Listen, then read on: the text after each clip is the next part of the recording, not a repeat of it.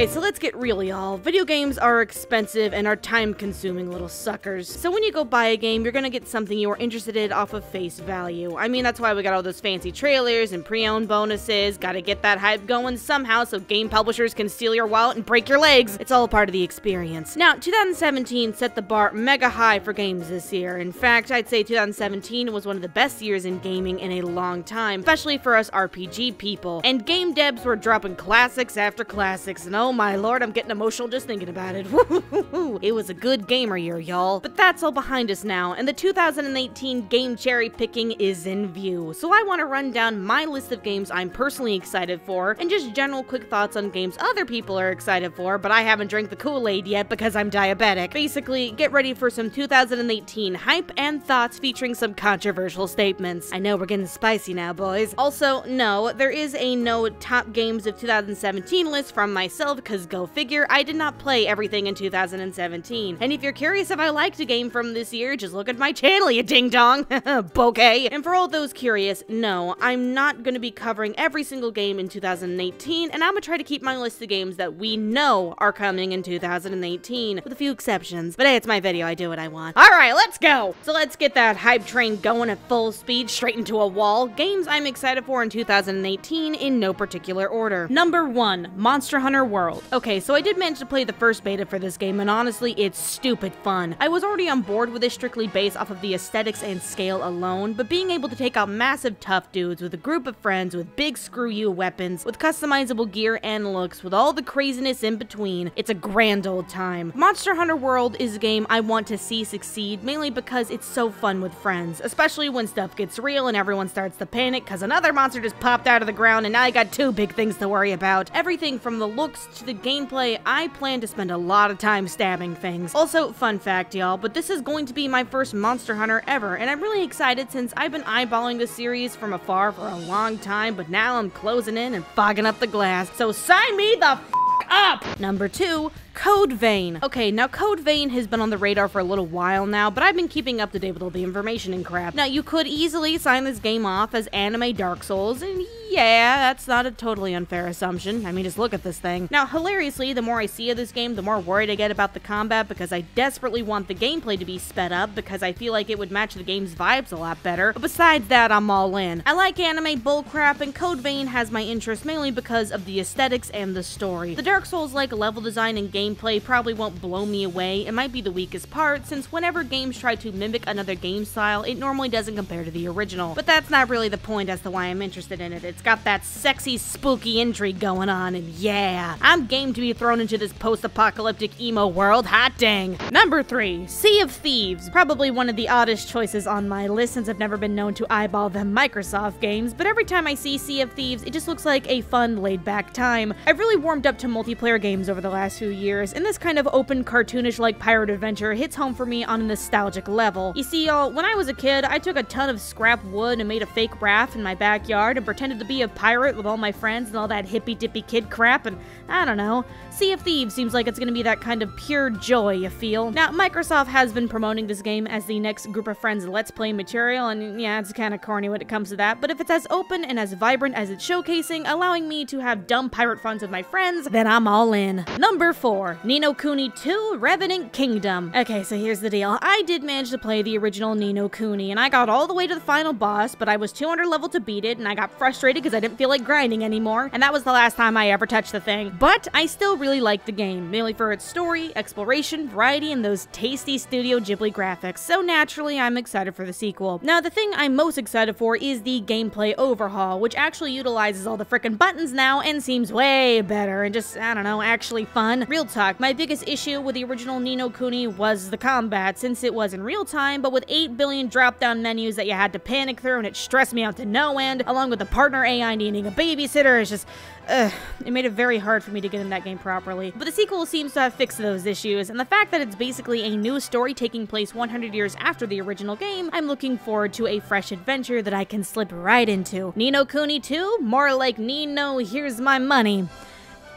2. Number 5. Dissidia Final Fantasy NT. Reminder, I am a slave to Square Enix and I am a sucker for anything Final Fantasy, so shocker, I'm really excited for the new Dissidia. I played a lot of Dissidia 012 on the PSP back in the day, and although I was really bad at it, I'm excited to give this quote-unquote next-gen version a shot. Now, what's nice about this game getting the console treatment is the fact that it can finally utilize real fleshed-out online features so you can kick your friend from another country straight into the sun. Now, truth be told, I am not the biggest fan of fighting games since I've never been able to get behind the normal 2D punch-em-up types of gameplay, but Dissidia is the exception to this since the combat is a large 3D space with gameplay I can just get behind. I didn't get a chance to play the beta, but from what I've heard, the game is pretty fun and something to look forward to. So if you're game to smash my head into the dirt, meet me in the pit, y'all. I'll be the one crying in a corner. Bring it, boys! Number 6. Far Cry 5. Did you all know I actually like the Far Cry series a lot? Like a lot? Okay, Far Cry 4 was okay, but I still really like them. Seriously though, Far Cry 3 is one of my favorite first-person shooter games of all time, and I think about it a lot because I have a thing for islands and stabbing stuff, but that's beside the point. The games are just solid open-world action adventures. Now, I'm not 100% on board with Far Cry 5's setting since the hinga-dinga-durgan southern land seems rather dull to me, and the current political climate does seem like Ubisoft is trying to tell us something about their feelings, but as long as I get to blow stuff up and shoot things, I'll be happy. This is also one of those games that's really fun with a friend since Far Cry 4 brought in the co-op multiplayer aspect, and Far Cry 5 is bringing it back. But even without that, Ubisoft makes decent stories and focuses on the fun things. So even if this takes place in no man's land, I'm excited to kill beavers for a new purse to wipe out the Jesus Gang Lord or whatever. Moving on! Number 7. Shadow of the Colossus. So I understand the stigma of HD remakes and remasters, but they keep happening for a reason. And I don't intend on being the one to bring the tiresome cheap shop gaming industry tactic to its knees. Someone else can do that while I'm off having fun. Now, Shadow of the Colossus is a game I really enjoyed. It took me a while to understand the game's vibes, themes, and gameplay design, but once I was on board, it was an experience that has stuck with me. Now, the original Shadow of the Colossus was a title that pushed the PlayStation 2 to its limits. It made big things feel big, and it looked great while doing it. And having a remake this time around, not a remaster like before, is cool since it seems like they aren't messing with the formula too much. This is one of those games that could really benefit from a massive graphical overhaul, because the scale and visuals of Shadow of the Colossus was one of its most memorable qualities. So as long as they tweak the gameplay and make it just a little less floppy in my opinion, and don't touch anything else, I'm excited to have this game singe off my eyebrows with dem graphics. Number 8. Bayonetta and Bayonetta 2 on the Switch. Also, while on the topic of remasters and remakes, let's talk about the thing that's even more lazy, ports! Okay, so no secret, I like Bayonetta. It's a great hack and slash game with a ton of attitude and style, so naturally I would be excited to have the games again on the same system that I actually own. Now, I know some of you are confused. How did you make a Bayonetta 2 for beginners if you didn't own a Wii U? And simple answer, I borrowed the Wii U. Never owned one, probably won't ever own one now. But the Nintendo fanboys finally peed in my cereal and I bought a Switch, so it's gonna be nice having 2 great games for a system that is still building its library. Also, not to mention, Bayonetta 3, with an unknown release window, is an exclusive for the Switch now, so I feel validated in my purchase and I'm hella excited. And if you're mad Bayonetta 3 is a Switch-only thing, exclusive sells consoles, y'all. It's a sad truth, I know. But sorry if you're mad, Nintendo saved the Bayonetta sequels from never seeing the light of day.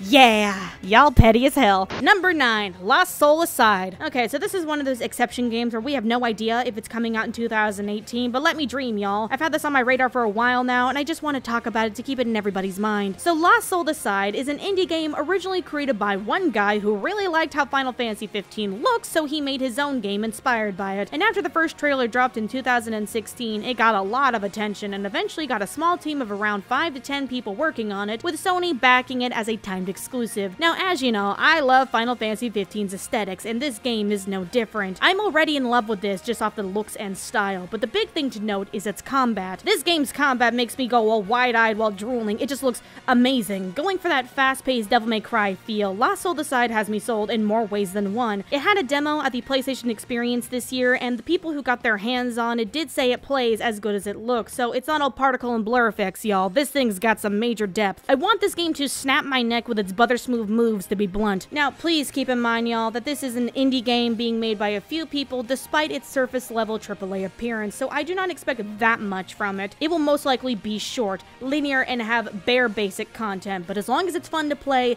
it doesn't matter to me, because I'm thriving over these looks. Mega Bun seal of approval, y'all, even though we are not sure if this is coming out in 2018. Probably won't even, but hey, here's the high hopes, alright? Woo! Yeah, disappointment. And And the last thing on this excited list, you know it was coming, y'all. Number 10, Kingdom Hearts 3. I don't think I really need to explain why I'm excited for a game that I've literally waited 10 years to play, but a reminder that I have been with the series since it came out. And even though I have been hypercritical of Square and Nomura's bullcrap, I want to hold this game in my hands and die happy. The more we see of Kingdom Hearts 3, the more happy I get with it. At first, wasn't into the new engine, now they've tweaked it and I'm totally on board with it. Before, I was worried about the world lineup, but with Toy Story, Tangled, Big Hero 6, and possibly Monsters Inc. into the mix, I'm full on ready to eject my seat into the stratosphere. I am that excited. Now, the story is something I'm worried will make me upset, because that seems to be the running problem after Kingdom Hearts DDD, but I'm so curious to see how they're gonna wrap up the Dark Seeker saga. It's unreal. Everything I complain about will be irrelevant because I'm just happy to have the game. You see, y'all, when Kingdom Hearts 3 does come out, I'm going to do a total social media blackout. I'm getting the comfiest chair I can buy, getting the tastiest foods around, and I will not leave my seat until I'm drowning in my own tears. This game means that much to me. This will most likely jeopardize my health, but it's honestly worth it. This is the final nail in the coffin for my adulthood. Seeing a series grow up with you is wild, and I'm ready to die with a smile on my face. Now, knowing Kingdom Hearts' track record with release dates, with the exception of Kingdom Hearts 2.8 being delayed by a month, but it wasn't really its fault because Final Fantasy 15 got pushed back, and it was this chain reaction of events, and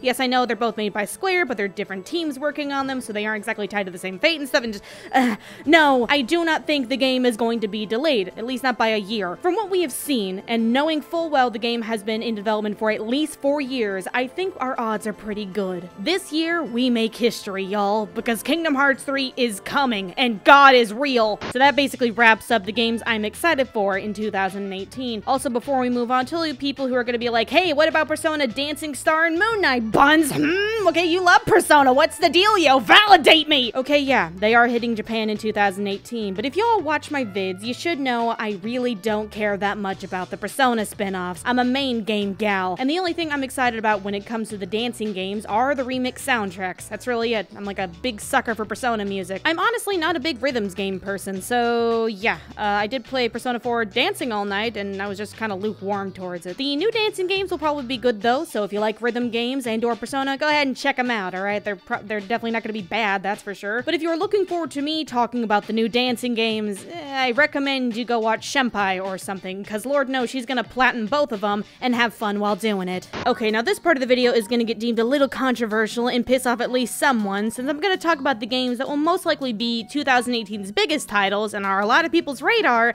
but not particularly on mine, and I'm gonna tell you why. Now, please understand something, and I want y'all to listen very carefully, especially y'all people in the back. Just because I am not excited and or skeptical about a game doesn't mean I hate it or think it will be bad. I am fully capable of separating my own interests from an objective fact. There are a ton of games that I know that are good, but I don't have a personal interest in them for a variety of reasons. As you may have noticed, I tend to lean towards more JRPGs, but that's because it's just a preference, and I was possibly maybe traumatized by anime as a child, and this is my way of coping, so who knows. So with that being said, don't let my dumb specific preference ruin your experience with a game that will most likely be considered really good. Cool? Cool? Alrighty, let's dive into this dumpster fire. Number 1, God of War. Okay, to be blunt, I really don't like the new God of War direction, and I'm not excited for this game. So I feel like a massive outsider with this one, but that's probably because I'm thinking about it too much. So God of War is one of my favorite series, and I played and beaten every single one, so I just feel like a mad fanboy every time I talk about this, but that's because the thing I like about God of War isn't in the new God of War, or at least from what we've seen of it. I like cool combat, killing big things with lots of blood and eye-popping action and violence, and it was kind of the reason why God of War got popular in the first place. Now, it's not the fact that I don't like change. In fact, the series needed some type of new direction since they were running out of ideas, and the games all pretty much played alike. It was definitely becoming a serious problem. But everyone has been praising the new God of War for taking this big risk and crap, but this new story-driven, cinematic, heavy characters feel, snowy Nordic take is, to me,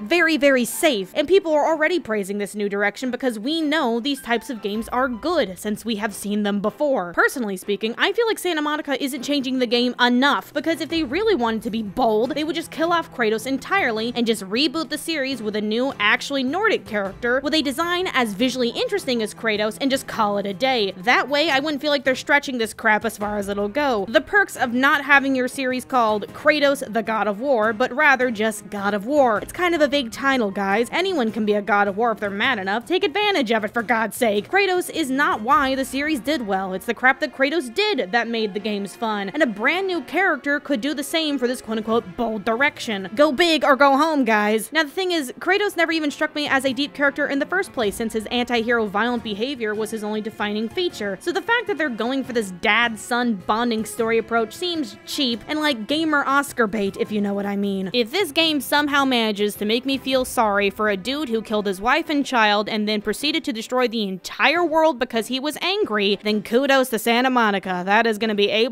storytelling, but until then, choices. And before y'all are gonna be like, well, Kratos could die early on and then the son could take over and be the protagonist and yada yada yada. As far as I know, the devs said that the game will have the two of them together through most of it, so unless it pulls a fast one on us, I am very, very lukewarm about this. High key though, wish they do kill off Kratos, crossing my fingers, here's the high hopes. Now, do I think God of War will be a bad game? No, not at all. There is nothing wrong with these types of games, and Santa Monica makes good stuff, and whatever they do, they will do it well. But I do think the game is gonna get roughly 8 out of 10s from most reviewers for tugging at those daddy heartstrings, along with being praised for its deep narrative because something sad is gonna happen or whatever, and it's gonna be a straightforward action experience with nothing super memorable, but a decent time regardless. I hope I'm wrong, but we shall see. I desperately want this game to surprise me is what I'm trying to say. Yeah. Number 2, Detroit Become Human. Okay, real talk, I'm low-key kind of excited about this game, but that's just for the memes. Now, David Cage games are always really well made for the most part, and when a new one comes out, at first it's praised for pushing the video game storytelling medium forward, and oh wow, this deep branching narrative making us ask the big questions while mixing gameplay and movies together, and oh wow, David Cage, you devilish genius, sign my foot! But it really does not take long for people to start to look a little deeper into the David Cage rage gauge and realize that stuff is a little pretentious, shallow, kinda goofy, and with some questionable design choices. Now, please do not get me wrong, your first time through Quantum Dream games are always really exciting, and they are really good at what they try to do, but I've never really been one to enjoy playing these games that much, and that can be said for many people. I do like how the game looks, that's for sure, but the androids becoming sentient stuff seems like we are dancing on an overused grave, and I can only imagine the kind of woke bomb Mr. Cage is gonna drop on people's baby skulls. Now, from what we have seen from Detroit Become Human, it seems to have a lot more intricate gameplay and story outcomes than past games, but we shall see. Overall, I'm gonna be eyeballing this game from a distance just in case anything funny comes out of it. Godspeed, though. Number 3, Spider-Man. So this one I'm just skeptical about because I like Spider-Man games for one reason and one reason only, and that's the swinging. INSOMNIAC are very competent developers, but I worry this game is gonna focus more on the big action set pieces and combat over exploration and traversing the city. Spider-Man 2 on the PlayStation 2 is considered one of the better Spider-Man games around because it nailed its swinging to a T, and you can do whatever you wanted. The freedom of Spider-Man is what I'm really after, so as long as this game can recreate that feeling while giving me cool action and fun gameplay, then I'm all for it. But until then, I'm gonna wait for reviews since we haven't seen much of the open world yet, and it seems like INSOMNIAC is gonna keep it that way for a while. Okay, now this one's gonna surprise people and disappoint a bunch of y'all, I'm very sorry. Number 4, Red Dead Redemption 2. Fun fact, not a huge fan of Rockstar games. Played a lot of them, but I've never really enjoyed the gameplay or the stories. Keep in mind though, I am not saying they are bad at all. They are great games with good narratives, but to me, realism gets very dull very fast. If I wanted realism, I just go outside and attack the nearest grandma and nab a rascal and then pop a sick wheelie and burst into flames. I'd much rather play an open world game along the lines of Saints Row since there is a bigger focus on fun. Like that's all people try to do in Rockstar games anyway, just blow up stuff and launch cars in the air for like 0.7 seconds until the game tells you no. I'm just more into games that actually want me to do terrible reckless things instead of just dying from touching a wall too hard. But of course, all this stuff is just a preference, so that's why I'm not particularly creaming my jeans over Red Dead. I got nothing personal against this series, I really don't, and I'm sure it'll be great and amazing and just jaw-dropping in every way you could think. And heck, I might even play it one day, who knows? But please do not be surprised if you never hear me talk about this one once it hits the scene. I'm just very apathetic. Yeehaw, cowboy. Have fun without me. Number 5, Days Gone. Okay, is anybody excited for this game? Honestly, I'm very confused about it. Like, I'm sure Days Gone is gonna be just fine and fun and functional, but like, do we really need this? You know, the more I see of this, I'm like, yep, that's a zombie video game, and that's it. I feel like this is the white noise of gaming, something so safe and generic that a pie chart in a Sony office somewhere retailer has deemed it quote-unquote likely to sell. If you're excited for this game, please let me know why. I'm genuinely curious. What do you see in this? Who are you? Are you okay? Have you ever seen the colors that aren't brown and gray before? Hello? We can help you guys. You really don't have to be defensive about this. It's okay. I'm not sure if there's more I could even say about Days Gone at this point. It just looks like it will play fine. It'll be fine. Maybe throw in some fun in there. Who knows? But that's it. That's all I got on this game. Other than it just bores me to tears. At this point, I really don't care if you call me an obnoxious loser weeb who only likes anime games. At least they got some freaking variety and spice to them. I'm not really sure what to call this. Wait! Nope. Figured it out. Figured out who's excited for Days Gone. It's a dad game. I did it, everybody. I figured it out. That's why this is happening. You got a jean jacket mustache dad? Go get him this game. Maybe he'll finally be proud of you for buying the daddest game around. This is a dad game, y'all. And cheers to all you dads out there. Keep up the good work. Have fun playing, you know, rag, tattin', tootin', shootin', zombie fun, or whatever. Ugh. Dads need games too? I don't know. That's it. That's all I got. And last but not least, Death Stranding in 2018. No, it's...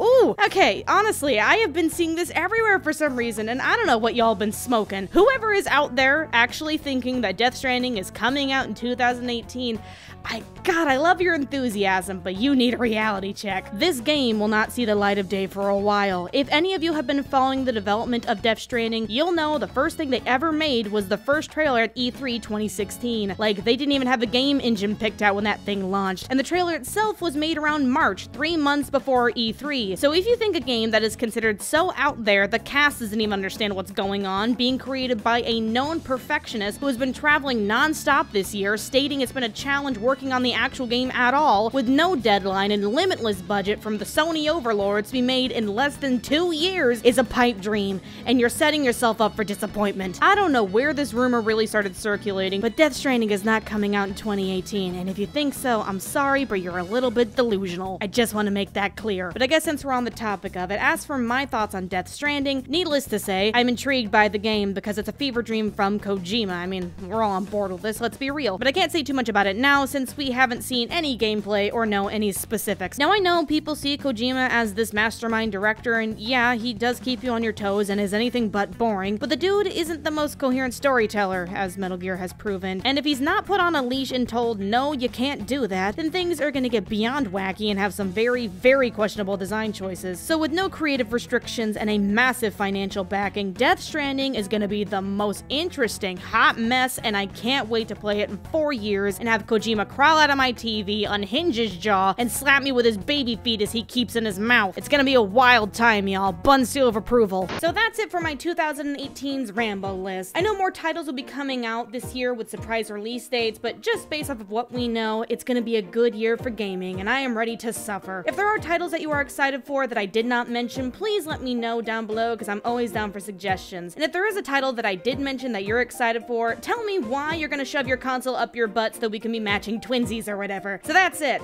Follow me on Twitter or something, gosh dang it. Do something. Anything. Click a link. Look at the description down below for once in your life, because no one ever does that. Fight the system. I don't know. Get out of here. Bye-bye.